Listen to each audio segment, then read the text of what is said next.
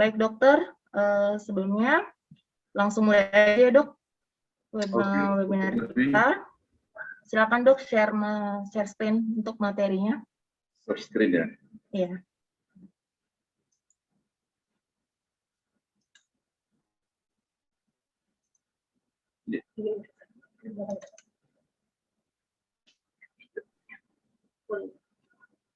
Oke.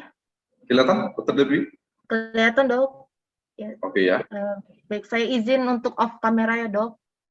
Oke ya. Oke, baik dokter. Mulai ya, Dr. Devi ya. Dokter dan tempat dipersilakan dok. Ya, terima kasih Dr. Devi Arnes yang sudah menjadi host pada siang hari ini. Selamat siang Bapak Ibu sekalian peserta Zoom, peserta webinar pada siang hari ini. Terima kasih buat manajemen dari Rumah Sakit Santa Teresia yang sudah memberikan waktu dan kesempatan untuk boleh berbagi ilmu dengan Bapak-Bapak Ibu sekalian yang menyaksikan acara pada siang hari ini. Materi yang diserahkan kepada saya adalah untuk menyampaikan tentang nyeri kepala ya. Jadi saya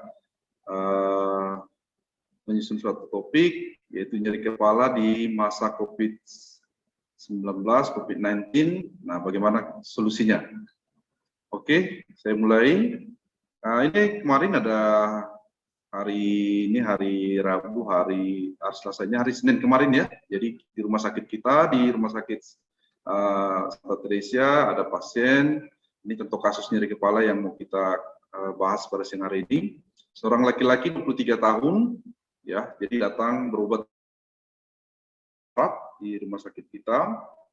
Dengan keluhan utama, pasien mengatakan nyeri kepala migrain. Jadi pasien sudah pintar, dia sudah tahu apa penyakitnya. Tapi apakah benar ini migrain, nanti akan kita bahas lagi.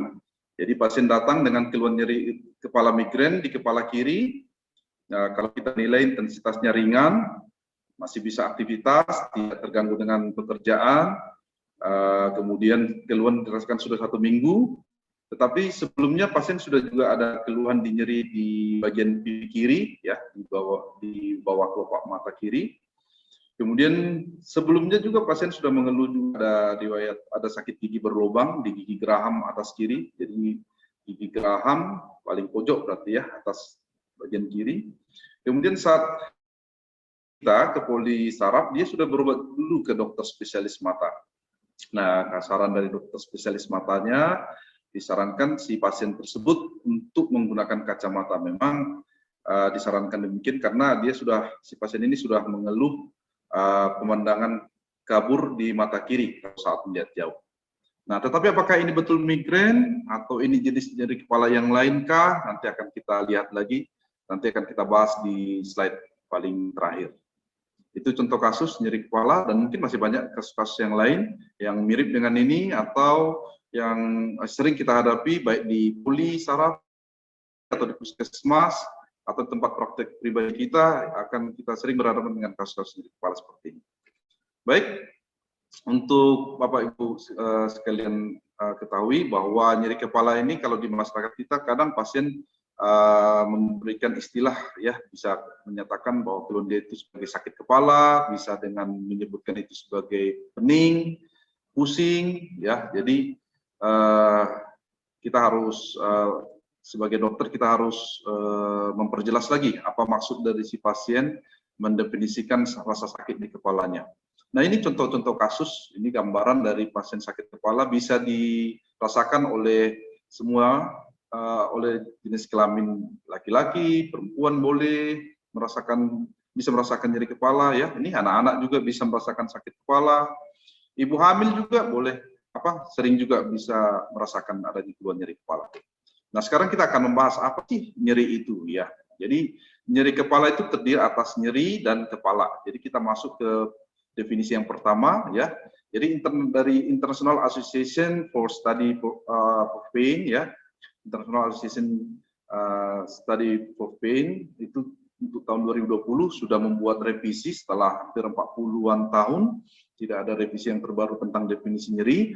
Maka ISP 2020 menyebutkan bahwa nyeri itu adalah sebagai suatu pengalaman sensorik dan emosional yang tidak menyenangkan, ya, bisa terkait dengan atau adanya kerusakan jaringan atau yang menyerupai adanya kerusakan jaringan secara nyata maupun secara potensial.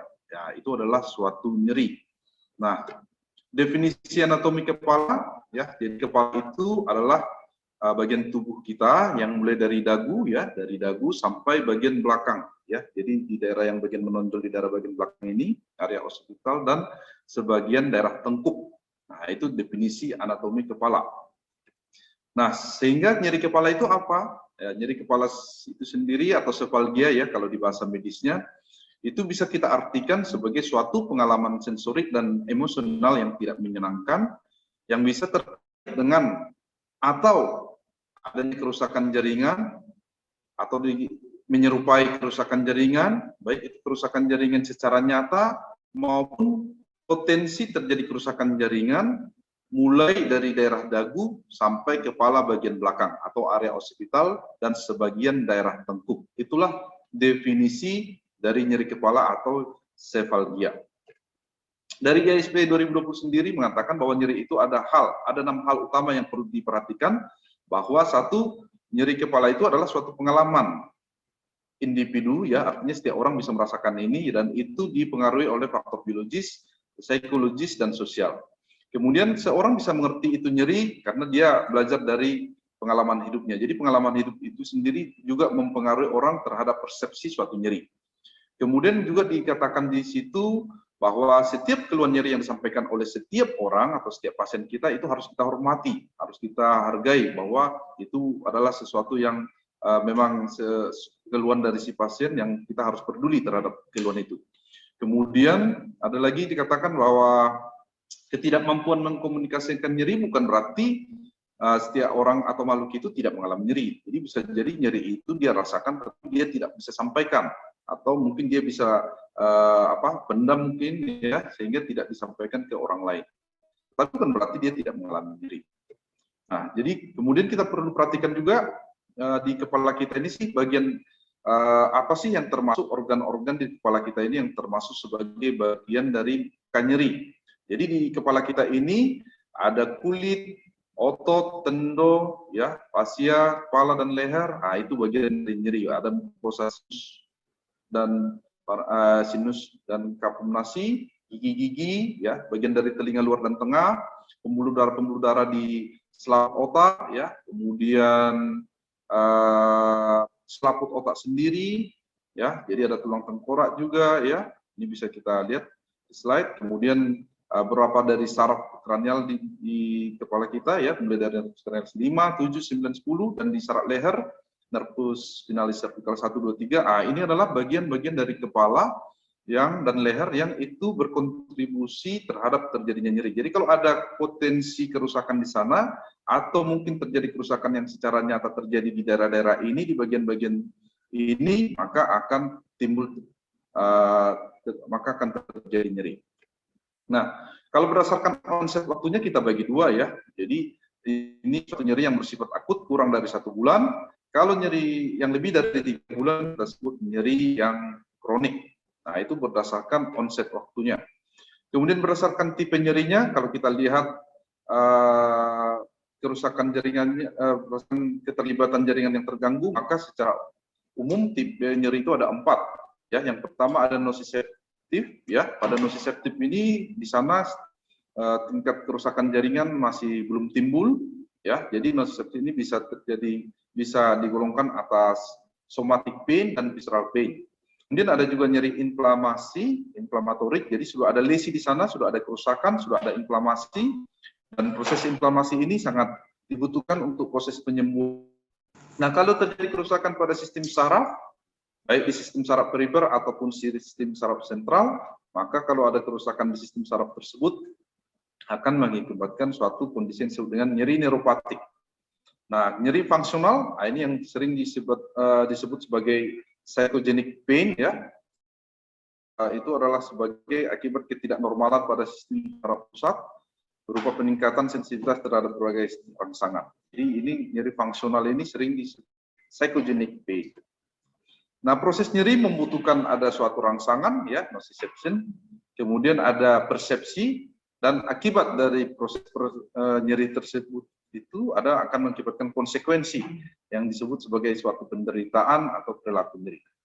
Mekanismenya terjadi nyeri, dia pasti membutuhkan suatu reseptor, jadi untuk menangkap kerusakan yang terjadi, kemudian dari reseptor itu maka akan dibutuhkan juga ion dari channel ion tertentu, kemudian akan untuk proses penghantarannya sampai ke persepsi membutuhkan beberapa neurotransmitter.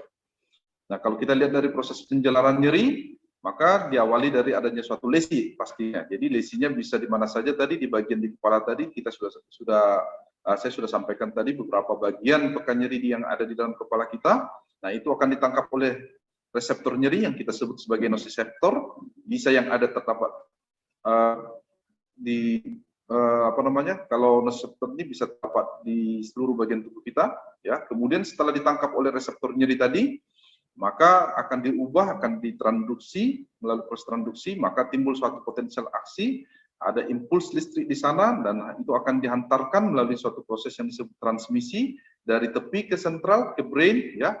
Kemudian setelah sampai di medula spinalis, maka akan terjadi proses penguatan atau proses penghambatan nyeri yang kita kenal dengan istilah modulasi, dan kemudian setelah di medula spinalis, di sistem saraf pusat, dia akan dihantarkan, diamplifikasi, diperkuat nyerinya, kemudian disampaikan dan teruskan ke brain, ya, dan di otak akan terjadi proses persepsi. Di otak, di gyrus postcentralis, ya. Nah, traktus yang menghantarkan proses nyeri ini kita sebut traktus spinothalamikus, ya. Nah, ini, ya, jadi mulai dari proses transduksi, ada lesi, kemudian ditangkap oleh nociceptor, terjadi perubahan potensial aksi, dikirim sebagai suatu impuls listrik, ya. Kemudian melalui transmisi, impuls tadi diteruskan ke medula spinalis. Nah, di medula spinalis akan diantarkan secara ascenderen, ya, melalui proses ada traktus spinothalamikus tadi, dari spinal ke thalamus, ya, ke thalamus. Kemudian nanti dari thalamus akan diantarkan ke brain, di thalamus akan diantarkan ke gyrus postcentralis sebagai pusat dari nyeri. Nah, jadi untuk penghantaran, untuk persepsi nyeri itu akan berlangsung di brain, di gyrus postcentralis. Nah, kemudian ini kita perhatikan ada suatu hubungan yang kuat antara jaras-jaras di cervical, di saraf spinal cervical, dengan nervus trigeminal, ya, nucleus trigeminus cervical. Artinya apa? Dengan adanya gangguan-gangguan atau lesi yang terjadi di daerah cervical, ya, di daerah leher, nah itu akan sampai dipersepsikan ke kepala kita, ke nyeri, dipersepsikan, akan bisa melibatkan nervus trigeminal, ya, nah melalui suatu nukleus yang disebut dengan nukleus trigeminus cervical. Nah, sehingga bisa kita katakan bahwa persepsi dari nyeri itu sendiri itu berbeda-beda. Ya, jadi setiap orang tidak mempunyai persepsi akan nyeri, tidak mempunyai persepsi yang sama akan nyeri, ya. Jadi sangat subjektif, dan itu sangat dipengaruhi oleh tingkat pendidikan dari seseorang, juga dipengaruhi oleh pekerjaannya, status sosialnya, kulturnya, ya, kepercayaan yang dianutnya, dan juga sangat tergantung pada definisi dari nyeri itu menurut si pasien. Jadi nyeri bisa dipersepsikan berbeda dari setiap orang, ya, jadi tidak sama. Sehingga artinya yang mau kita sampaikan adalah bahwa karena nyeri itu harus membutuhkan persepsi, sehingga semua orang pasti bisa merasakan nyeri. Karena setiap orang mempunyai brain, mempunyai otak sebagai pusat persepsi. Sehingga kalau tidak punya otak, dia tidak bisa merasakan nyeri. Jadi nyeri pasti bisa dirasakan, pasti suatu pengalaman yang bisa dirasakan oleh semua orang, karena semua orang mempunyai otak, karena mempunyai brain sebagai pusat persepsinya. Nah, berdasarkan The International of Headache Society edisi yang kedua tahun 2004, nyeri kepala terbagi atas 3 bagian, yaitu nyeri kepala primer, sekunder, dan yang ketiga adalah neuralgia kranial, sentral atau nyeri fase primer, dan nyeri kepala lainnya. Jadi hanya ada 3 bagian ini, tapi cukup banyak varian-varian dari nyeri kepala ini. Nah, kita masuk ke nyeri kepala primer. Apa itu? Ada sering kita dengar seperti migrain, ya, ada juga nyeri kepala tipe tegang, ada kemudian nyeri kepala cluster, ya, kemudian ada nyeri kepala primer lainnya. Nyeri kepala sekunder, nanti ada nyeri kepala yang berkaitan dengan trauma kepala atau leher, kemudian nyeri kepala yang berkaitan dengan darah di dalam kepala dan atau leher, kemudian nyeri kepala berkaitan dengan kelainan yang tidak ada kaitannya dengan pembuluh darah dalam kepala, kemudian ada juga nyeri kepala yang berkaitan dengan substansi atau zat kimia tertentu. Nah, di zaman COVID ini ada juga nyeri kepala yang berkaitan dengan infeksi ya, jadi viral contohnya ya yang pada COVID-19. Kemudian ada juga nyeri kepala yang berkaitan dengan kelainan hemostasis. Nah, yang paling banyak ini yang sering kita temui di praktek ya, nyeri kepala yang berkaitan dengan kelainan di kepala, di leher, di telinga, di hidung, di sinus, di gigi, di mulut, atau struktur wajah lainnya. Kemudian ada juga nyeri kepala yang berkaitan dengan kelainan psikiatrik, nyeri kepala yang berkaitan dengan pemakaian obat-obat tertentu yang terlalu berlebihan, ya, yang kita sebut sebagai medication overuse. Kemudian ada juga neuralgia kranial dan penyebab sentral nyeri wajah lainnya. Ini tadi yang kelas yang 3 ya. Nah, bagaimana kita mendiagnosis nyeri kepala? Yang pertama kita harus melakukan anamnesis dulu. Setelah melakukan anamnesis, kita lakukan pemeriksaan fisik neurologis. Kemudian kalau kita mempunyai beberapa fasilitas, pemeriksaan penunjang bisa kita tambah dengan pemeriksaan penunjang. Anamnesis apa yang ditanyakan? Yang pertama kita menanyakan bagaimana apa sih keluhan utama si pasien datang ke tempat kita berobat ya. Kemudian kita tanyakan riwayat penyakit sekarang, riwayat penyakit dahulunya, riwayat keluarganya, riwayat sosial atau pengobatan sebelumnya. Dari riwayat penyakit sekarang yang kita tanyakan, onsetnya sudah berapa lama si pasien menderita keluhan nyeri itu, frekuensinya bagaimana, lamanya nyeri kepala berapa menit, ya kita tanyakan lokasi nyeri kepalanya di mana saja lokasinya, apakah di sebagian kepala, di depan, di belakang, kualitas nyerinya apakah berdenyut, ya kemudian apakah dirasakan seperti penuh, ya jadi kita harus tanyakan seperti itu. Kemudian apakah ada keluhan-keluhan atau tanda-tanda menyertai adanya keluhan nyeri kepala tadi, kita tanyakan juga. Kemudian faktor-faktor yang memperberat dan memperingan keluhan. Misalnya faktor memperberat, apakah nyeri kepala diperberat dengan batuk, atau misalkan faktor yang memperingan, misalkan keluhan nyeri kepala makin berkurang dengan istirahat. Ya. Kemudian latar belakang pasien juga kita harus tanyakan. Tidak. Kemudian apakah ada masalah pribadi atau masalah keluarga. Kebiasaan-kebiasaan pasien kita tanyakan juga. Emosi, apakah keadaan depresi. Jadi status mental pasien juga kita harus tanyakan juga. Kemudian pemeriksaan, apa sih? Kita bisa melakukan inspeksi ya, kita lihat di bagian di kepala yang mana yang kita pastikan lokasi nyeri kepala yang disampaikan oleh si pasien di daerah mana, betulkah di daerah depan kepala, di daerah belakang kepala.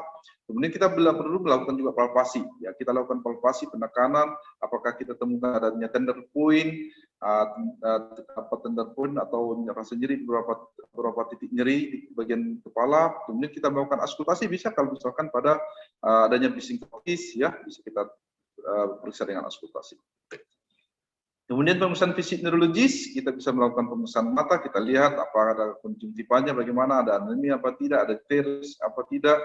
Kemudian kita bisa melakukan pemeriksaan pupilnya, ya, pemeriksaan endoskopi untuk melihat mata bagian dalamnya, ya, kita periksa papil nervus opticus kalau ada kelainan di sana. Kemudian pemeriksaan kita lakukan pemeriksaan nervi cranialis, pemeriksaan motorik, pemeriksaan sensorik. Harus periksa kondisi-kondisi ini pada si pasien. Kemudian pemeriksaan penunjang bisa lakukan pemeriksaan spesimen darah rutin, ya, kimia darah bisa, ya, pemeriksaan LCS, cairan cerebrospinal. Kemudian kalau kita punya fasilitas EEG bisa kita tambah dengan pemeriksaan EEG sesuai dengan indikasi dari keluhan si pasien tentunya.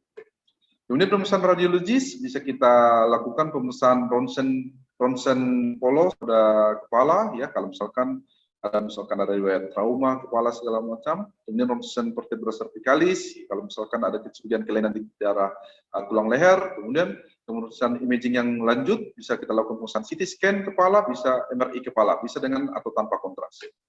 Nah, sekarang kita masuk ke definisi nyeri kepala primer yang sering kita temui migrain, ya. Jadi migrain ini, ya, ini yang sering bisa suatu sebagai kondisi yang kronis, intensitasnya bisa sedang sampai berat antara 4 sampai 72 jam, ya. kemudian berlangsung dari kurang dari 5 kali kejadian dalam 1 hari. Kemudian bisa kambuh-kambuhan, ya, faktor hormonal mempengaruhi. Ada 2, bisa dengan aura atau tanpa aura. Yang paling sering, yang common, yang paling banyak 80% dengan adalah yang tanpa aura. Ya, jadi ada 5 gejala yang harus diperhatikan. Ya, ada gejala-gejala awalnya seperti perubahan mood, lelah, tegang otot, ada juga ada aura visual, aura sensorik, aura bicara, ya. Kemudian kita pastikan bahwa keluhan yang disampaikan biasanya adalah berdenyut di daerah frontotemporal. Kemudian kalau secara fisiologinya bisa dikatakan karena nyeri itu muncul karena akibat aura. Kalau aura sendiri bisa karena adanya vasokonstriksi di cerebral yang diikuti oleh vasodilatasi ekstrakranial. Sementara nyeri sendiri adalah karena vasodilatasi dari pembuluh intrakranial. Kemudian nyeri ini karena migrain ini bisa juga disebabkan karena adanya aktivasi dari karena kita ketahui tadi ada suatu penghubung antara jarak nyeri yang di cervical dengan di daerah leher, daerah trigeminal yang kita sebut dengan nukleus trigeminocervical tadi. Jadi aktivasi di sistem ini juga mempengaruhi terjadinya nyeri migrain. Reseptor yang terlibat adalah reseptor serotonin, yaitu dalam hal ini adalah 5HT1 dan 5HT2. Berperan dalam proses nyeri, sehingga dalam hal treatmentnya nanti ya kita memberikan obat-obat yang sesuai dengan agonis 5 agonis daripada serotonin.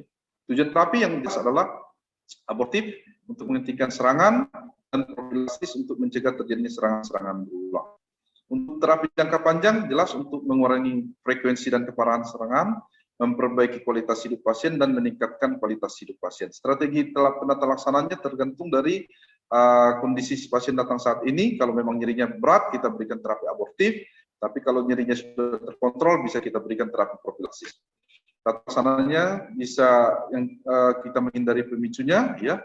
Kemudian obat-obatan kita berikan simptomatik. Kemudian jangka pendek, ya. Kemudian pemakaian obat-obatnya kita lihat keluhannya, kita lihat intensitasnya. Tetapi yang jelas untuk migrain yang diperhatikan adalah bahwa kita pastikan tidak ada kerusakan organ-organ lain di struktur kepala. Jadi nyeri kepala primer dipastikan bahwa tidak ada organ-organ yang mengalami gangguan di bagian lain di dalam kepala, sehingga tidak ada memang murni dari kelainan di intrakranial, vaskular intrakranial. Kemudian terapi-terapi abortif yang bisa kita berikan bisa seperti preparat ergotamin, opioid, glukokortikoid, ya. Untuk profilaksis kita bisa memberikan NSAID, ya. Kemudian mulai dari dosis kecil, bisa mempergunakan beta blocker, ya. Bisa memberikan tambahan antidepresan trisiklik sebagai analgetik adjuvan, ya. Kemudian ada juga memberikan antikonvulsan, ya, seperti acid untuk mengurangi. Kemudian tadi kita bisa memberikan NSAID, ya, banyak NSAID, ya, yang bisa kita pilihkan. Kemudian kita tanyakan apakah ada gangguan gastrointestinal lainnya sebelumnya. Hati-hati karena pemberian NSAID ini bisa memperparah gangguan di gastrointestinal. Nyeri kepala tipe tegang, ya. Jadi umumnya biasanya kiri kanan, lateral, paling banyak dijumpai kasusnya karena adanya kontraksi otot di kepala.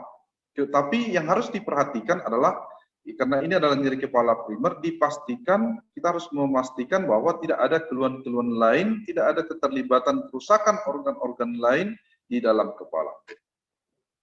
Ya, jadi ada episodic tension type headache, ada chronic tension type headache. Jadi kalau chronic tension type headache itu kalau sudah berlangsung lama, ya, langsung lebih dari 3 bulan biasanya. Kemudian frekuensi kejadiannya juga lebih dari rata-rata 15 hari dalam sebulan. Kemudian kalau yang episodic tension type headache tadi itu biasanya kurang kejadian dari 10 kali dalam 1 bulan, biasanya berlangsung antara 30 menit sampai 7 hari. Episodic tension type headache ini biasanya lebih intensitasnya ringan, kemudian tidak bertambah dengan aktivitas fisik rutin, tidak disertai mual muntah. Kalau migrain tadi disertai mual muntah, kalau ini tidak disertai mual dan muntah. Kemudian ada rasa menekan, rasa berat pada kedua sisi kepala. Penata laksananya bisa non farmakologi, ya. Non farmakologi bisa seperti latihan-latihan fisik, ya. Kemudian bisa seperti peregangan, ya. peregangan pada otot leher dan otot bahu, itu latihan fisik yang bisa kita sarankan kepada pasien. Kemudian bisa dengan manajemen stresnya diperhatikan, ya, relaksasi dengan pasan, ya. Kemudian untuk farmakologi sama, bisa mempergunakan NSAID, bisa menggunakan analgetik adjuvan. Untuk yang ketiga, yang nyeri kepala primer adalah yang nyeri kepala cluster headache, yaitu karena adanya keterlibatan autonom di sana, kemudian diikuti dengan konstriksi arteri dan dilatasi di pembuluh darah, juga terjadi karena adanya keterlibatan neurotransmitter di otak. Kemudian yang paling sering adalah melibatkan sistem saraf autonom, baik simpatis dan parasimpatis juga. Kemudian nyeri kepala yang sekunder, kita masuk pada nyeri kepala sekunder, yaitu nyeri kepala karena adanya trauma pada kepala dan atau leher. Bisa karena nyeri kepala akut pasca trauma, nyeri kepala kronik pasca trauma, kemudian nyeri kepala akibat adanya whiplash headache, ya, jadi akibat adanya cedera otot di daerah leher, bisa akut, bisa kronik. Kemudian nyeri kepala yang berkaitan dengan perdarahan di dalam kepala tetapi yang bukan traumatik, ya. Kemudian nyeri kepala pasca operasi, ya, pasca operasi kraniotomi, baik yang akut dan kronik. Kemudian kalau nyeri kepala yang kedua, yang sekunder lainnya adalah nyeri kepala yang berkaitan dengan pembuluh darah kepala dan atau leher, misalnya pada kasus-kasus stroke yang berkaitan dengan TIA, kemudian nyeri kepala yang berkaitan dengan perdarahan di dalam kepala, ya, akibat tapi non traumatik, ya, misalkan pada stroke hemorrhagic. Kemudian nyeri kepala yang berkaitan dengan malformasi pembuluh darah yang unrupture, misalkan pada AVM, aneurisma tetapi yang belum rupture, ya. Kemudian pada nyeri kepala yang berkaitan dengan arteritis, ya, karena di peradangan arteri, nyeri kepala yang berkaitan dengan arteri karotis, baik atau karotis atau vertebral. Nah, nanti kita di sini menggunakan konsultasi, ya. Kemudian nyeri kepala juga yang berkaitan dengan trombosis venous cerebral. Ya, jadi bisa dibaca lagi, ya. Kemudian ada lagi nyeri kepala yang berkaitan dengan kelainan non-vaskular, misalkan karena peningkatan tekanan dari cairan cerebrospinal, bisa juga karena nyeri kepala yang berkaitan dengan tekanan cairan cerebrospinal yang menurun. Kemudian pada nyeri kepala karena bangkitan epilepsi, bangkitan kejang, nyeri kepala yang berkaitan dengan penyakit inflamasi, seperti pada kasus-kasus neurosarkoidosis, ya, pada inflamasi yang non aseptik seperti pada infeksi meningitis akibat infeksi viral, ya. Kemudian ada juga nyeri kepala yang berkaitan dengan substansi, ya, suatu zat-zat tertentu dan ketergantungannya, misalkan akibat penggunaan atau pemakaran daripada nitric oxide, ya, daripada enzim inhibitor, ya, karbon monoksida, alkohol, zat adiktif seperti MSG, kokain, ya, ganja, ya. Ya, kemudian ada juga nyeri kepala yang berkaitan dengan penggunaan obat-obat berlebihan, obat-obat berlebihan yang dipakai misalkan seperti ergotamin, penggunaan triptan yang berlebihan, ya, sebagai triptan tadi untuk kasus migrain, ya, sama ergotamin tadi bisa. Kemudian obat-obat pemakaian obat-obat analgesik yang berlebihan, opioid yang berlebihan, ya, terlalu lama pemakaian kombinasi analgesik dan penggunaan obat berlebihan, nah, akan mengakibatkan suatu yang ketergantungan, ya. Kemudian nyeri kepala juga bisa akibat ketergantungan dari kafein, ya, bisa, ya, opioid, nah, seperti yang sampaikan tadi. Kemudian ada juga nyeri kepala yang berkaitan dengan kelainan hemostasis, ya, misalkan pada kasus-kasus hipoksia, ya, kemudian ketinggian, kemudian diving, kemudian pada kasus-kasus yang berkaitan dengan dialisis pada pada hemodialisa, ya. Kemudian nyeri kepala yang berkaitan dengan hipertensi arterial, misalkan pada kasus hipertensi urgensi, hipertensi emergensi, preeklamsia, eklamsia, ya. Nyeri kepala yang berkaitan dengan vasopresor, penggunaan obat-obat vasopresor, nyeri kepala yang berkaitan dengan tiroid yang di dalam darah turun, ya. Kemudian ini sebentar lagi kita akan menghadapi puasa yang teman-teman yang muslim, nah, mungkin akan dapat juga mengalami nyeri kepala karena berkaitan dengan puasa karena gula yang terlalu turun atau kondisi yang disebut dengan hipoglikemia. Kemudian nyeri kepala yang berkaitan dengan gangguan-gangguan kardial. Kemudian yang ini yang paling banyak, ya, nyeri kepala akibat adanya gangguan-gangguan di tulang kepala, di leher, ya, di gangguan-gangguan mata, gangguan di telinga, di sinus, gangguan di gigi, di rahang, di persendian temporomandibular, ya. Dan nyeri kepala yang berkaitan dengan struktur lainnya seperti di bahu dan leher dan lain sebagainya. Nah, ini nyeri kepala yang sering kita hadapi, yang sering banyak kita dapatkan di praktek-praktek ya, baik di praktek di polisaraf di Teresia atau di praktek pribadi atau di polisaraf di Abdul Manap, sering kita justru banyak berhadapan dengan kasus-kasus yang nyeri kepala akibat gangguan di dalam hal ini. Kemudian ada juga nyeri kepala yang berkaitan dengan infeksi. Misalkan pada infeksi bakterial, infeksi viral, ya seperti saat ini COVID-19, ya nyeri kepala yang berkaitan dengan HIV/AIDS, nyeri kepala berkaitan dengan meningitis bakterial yang lama. Ya. Kemudian, nah bagaimana dengan nyeri kepala akibat infeksi COVID-19? Jadi ini yang membedakan dengan nyeri kepala di tipe yang lainnya adalah bahwa pada nyeri kepala akibat COVID-19 kita pastikan bahwa tidak ada keterlibatan hal-hal yang lain yang mengakibatkan timbulnya terjadinya nyeri kepala.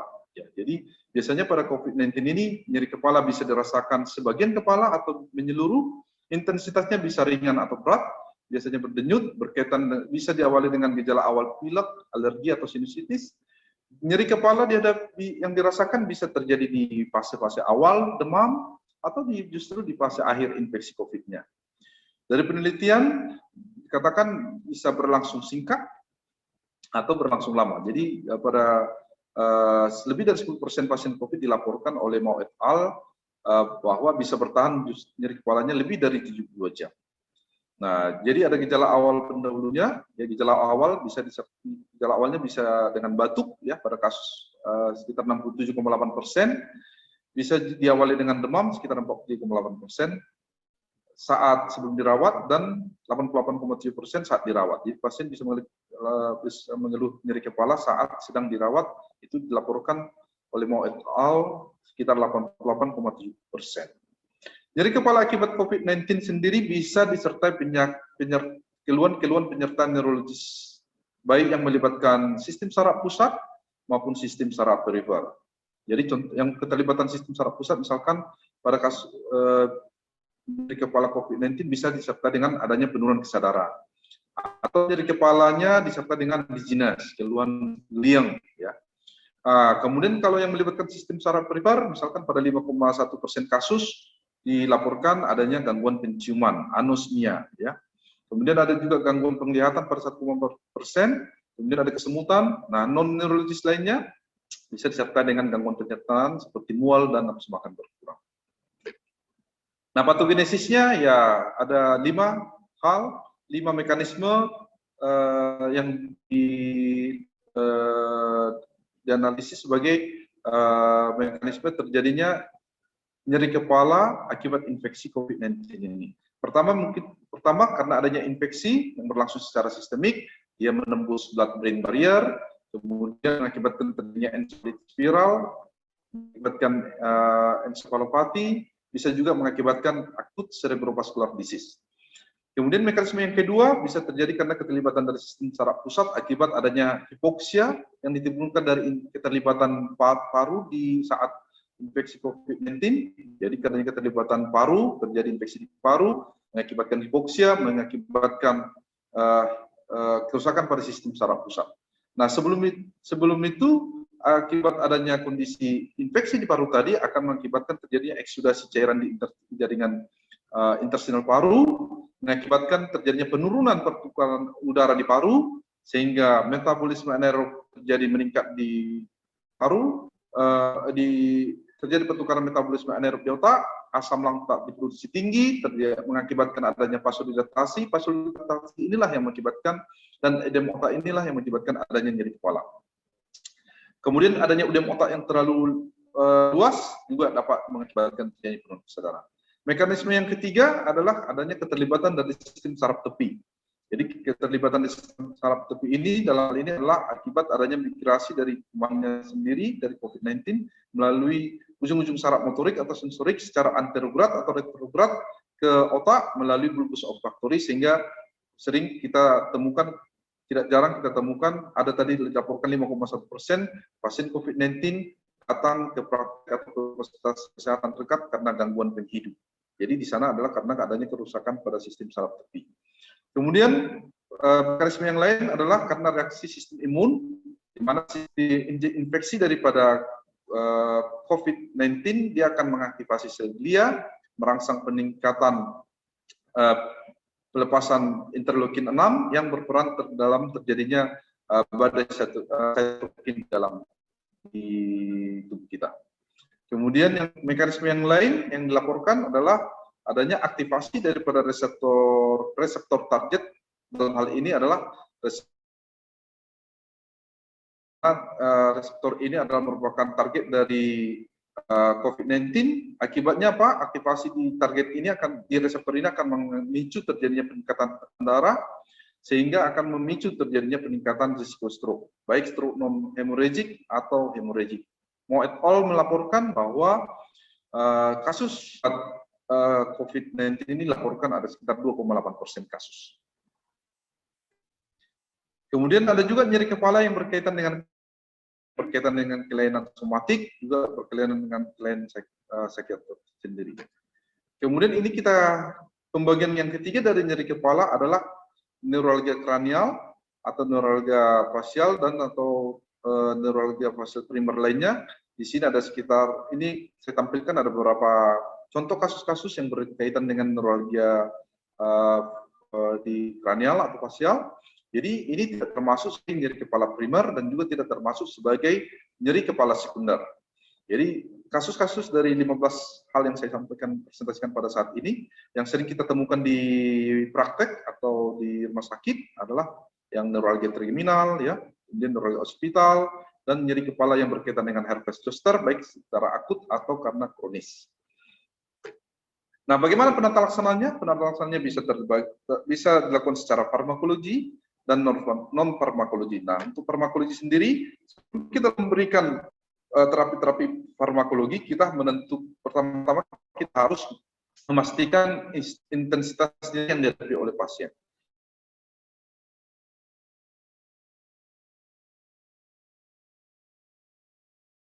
Dan visual analog scale sendiri sebagai pengukur intensitas nyeri itu adalah sekarang sudah dipergunakan sebagai alat vital yang kelima. Jadi selain tekanan darah, nadi, suhu, respirasi, nah untuk kasus-kasus nyeri bisa kita tambahkan skala nyeri, ya, untuk menilai intensitas nyeri. Kenapa hal ini penting? Karena memang nyeri itu, bebas dari nyeri itu dianggap sebagai hak ajasi, ya. Jadi hak ajasi manusia adalah bebas dari nyeri itu adalah merupakan hak ajasi dari setiap orang, karena nyeri sekali, sehingga perlu setiap orang itu bebas dari rasa nyeri yang dialaminya. Nah, untuk itu kita bagi atas fase ringan, sedang, dan berat. Untuk yang tidak ada nyeri kita sebut fasenya 0, visual analog scale-nya 0, ya. Kemudian untuk yang ringan visual analog scale-nya 1 sampai 3, yang sedang visual analog scale-nya 4 sampai 6, untuk yang berat visual analog scale-nya 7 sampai 10.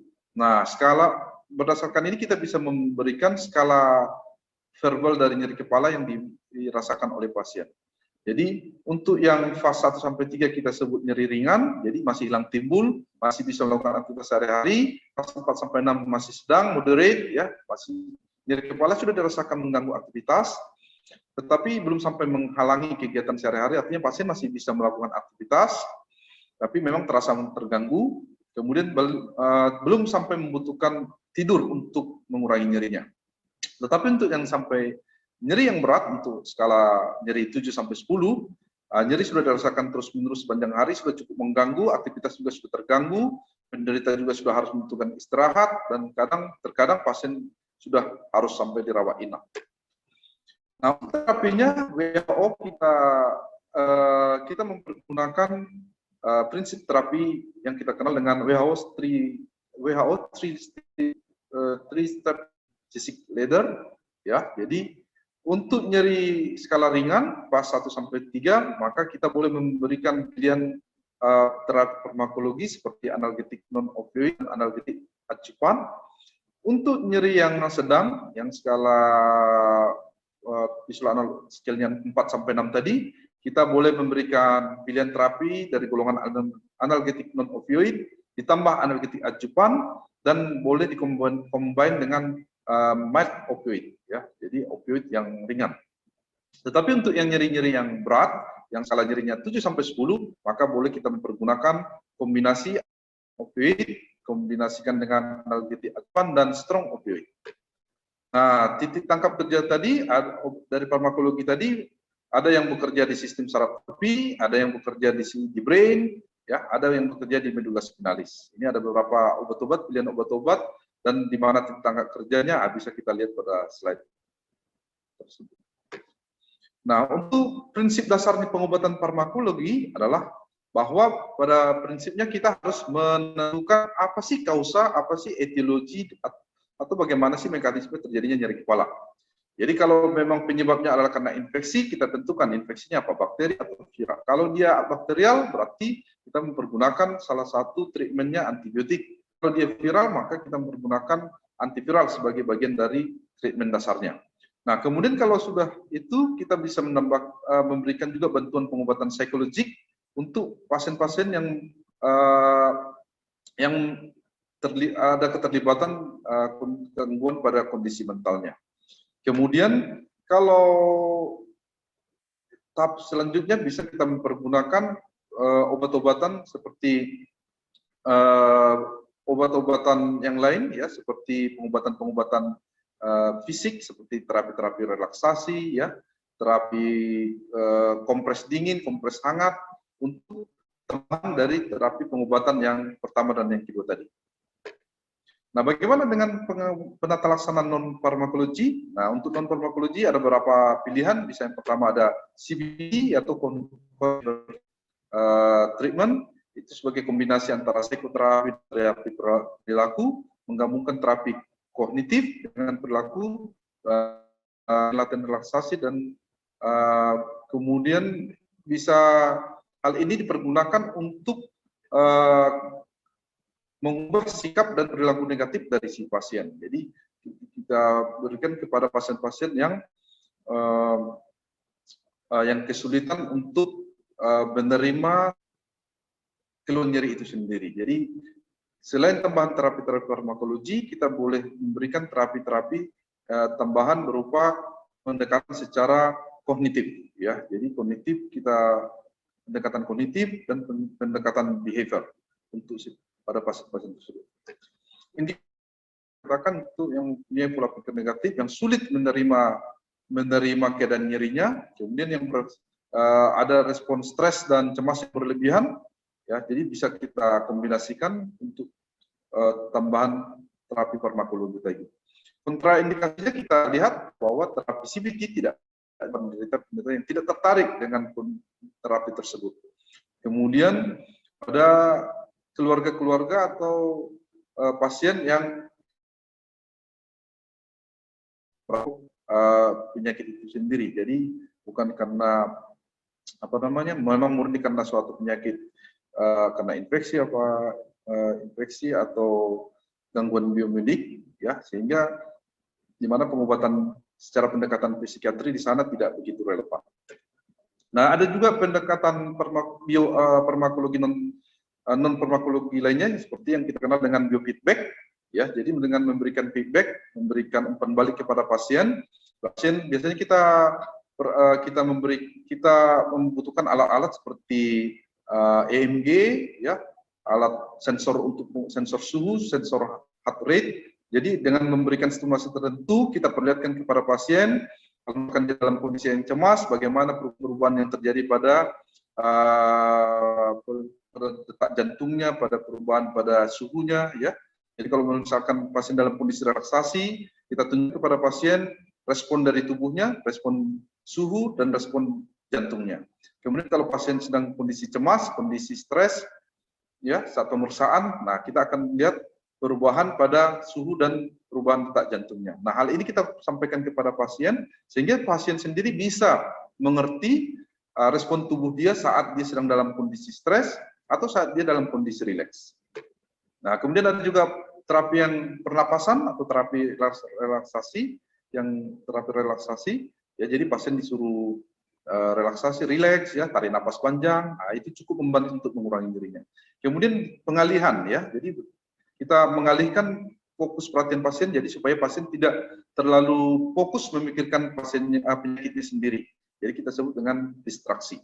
Kemudian memberikan kompres ya, kompres hangat, kompres dingin, juga itu membantu untuk mengurangi nyeri. Hipnosis ya, hipnosis juga cukup membantu dengan mengalihkan fokus kesadaran pasien ya terhadap suatu hal tertentu sehingga si pasien tidak terlalu fokus pada penyakit sendiri. Kemudian juga melakukan massage yang bisa dilakukan oleh pasien sendiri ya, atau melakukan penekanan ringan di bagian tubuh yang mengalami nyeri sehingga dapat mengurangi otot-otot spasme. Nah, jadi tidur yang cukup juga salah satu terapi yang bisa kita sarankan kepada pasien-pasien yang menderita nyeri. Ada beberapa penelitian yang adanya nyeri kepala akut ataupun kronis itu cukup mengganggu tidur si pasien, sehingga kalau pasien kurang tidur itu justru malah menambah keluhan dari nyeri si pasien. Tetapi kadang kalau nyerinya makin berat juga akan mengganggu kualitas tidur seseorang, sehingga bisa dikatakan bahwa antara nyeri kepala dengan gangguan tidur itu memiliki hubungan yang dua arah, atau kita sebut reciprocal bidirection. Jadi hubungan timbal balik ada di sana. Kalau orang terganggu tidurnya, pasti dia akan mengalami penurunan nilai ambang nyeri, dia akan makin pekan nyeri. Tetapi kalau nyerinya juga berat, pasti juga akan mempengaruhi kualitas tidurnya. Sehingga kita sarankan untuk memiliki kualitas tidur yang cukup, itu salah satu bentuk penata laksanaan untuk mengurangi rasa nyeri. Kita kembali kepada kasus yang saya sampaikan di awal tadi. Nah, tadi pasien datang dengan keluhan nyeri kepala migrain. Nah, kita harus memastikan bahwa pada kasus migrain, itu tadi sudah saya sampaikan bahwa pada kasus-kasus nyeri kepala primer harus dipastikan bahwa tidak ada kerusakan organ atau struktur lain di dalam kepala. Selama masih ada kerusakan struktur organ atau struktur yang lain di kepala, ya, itu kita tidak bisa menegakkan suatu golongan nyeri kepala primer. Apakah itu migrain, tension type headaches, cluster headaches. Jadi kita pastikan dulu semua organ di kepala dalam kondisi normal, maka kita bisa berpikir kepada nyeri kepala primer. Tetapi kalau masih kita menemukan ada gangguan-gangguan di organ-organ lain di dalam kepala, maka nyeri kepala primer seperti migrain, tension type headache, cluster headache tidak bisa kita tegakkan diagnosisnya.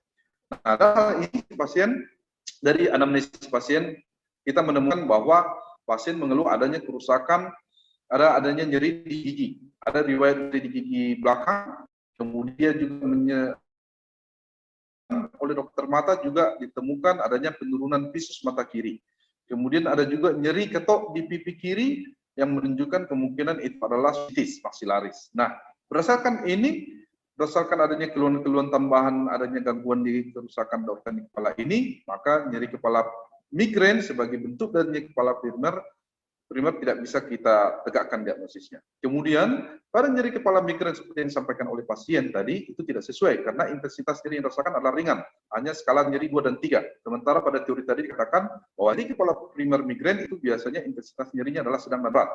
Sehingga dari kasus awal tadi yang saya sampaikan, kita membuat suatu diagnosis kerja bahwa nyeri kepala yang disampaikan oleh pasien bukan nyeri kepala primer, bukan nyeri kepala migrain, tapi itu adalah suatu nyeri kepala sekunder yang berkaitan dengan adanya gangguan di gigi, adanya gangguan di mata, dan adanya gangguan di sinus.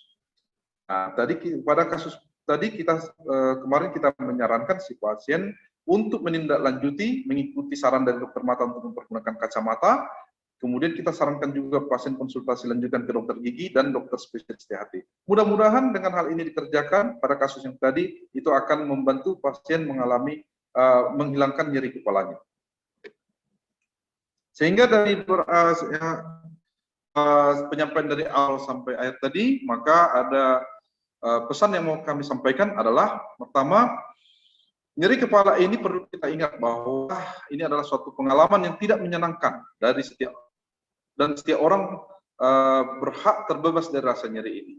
Jadi setiap nyeri kepala ini pasti tidak menyenangkan, dan setiap orang pasti ingin hidup bebas dari rasa nyeri.